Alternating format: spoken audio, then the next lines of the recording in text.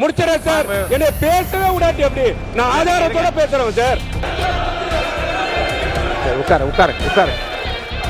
உட்காருங்க. இஸ்லாமிய மக்களுக்கு பாதுகாப்பு தரேன்னு சொல்லக்கூடிய இஸ்லாமிய மக்களுக்கு பாதுகாப்பு தரேன்னு சொல்ல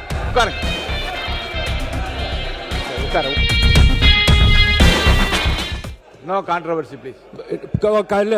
இஸ்லாமிய மக்களுக்கு மாண்புமிகு புரட்சி தலைவி அம்மா அவர்கள் ரமலான் மாதத்தில் அந்த அரிசியை மெட்ரிக் டன் 5700 உயர்த்தி தந்தாங்க.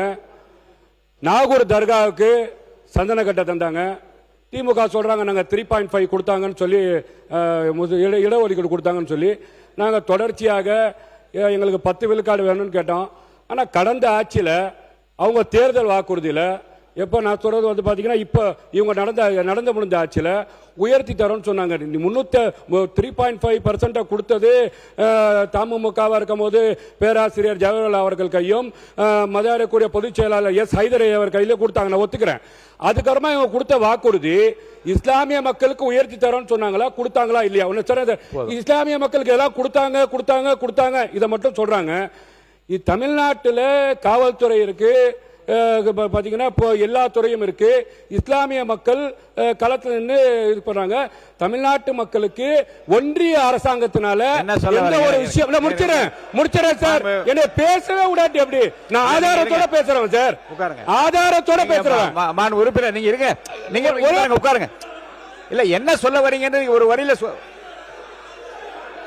பாருங்க. இஸ்லாமிய மக்களுக்கு பாதுகாப்பு தரேன்னு சொல்லக்கூடிய இஸ்லாமிய மக்களுக்கு பாதுகாப்பு தரேன்னு சொல்ல உட்காருங்க. உட்கார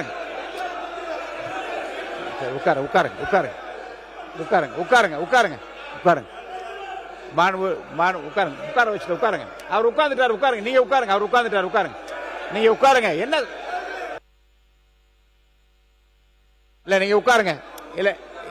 இல்லைங்க உட்காருங்க. பாருங்க மாண்பு உறுப்பினர் தாகிர் இருங்க.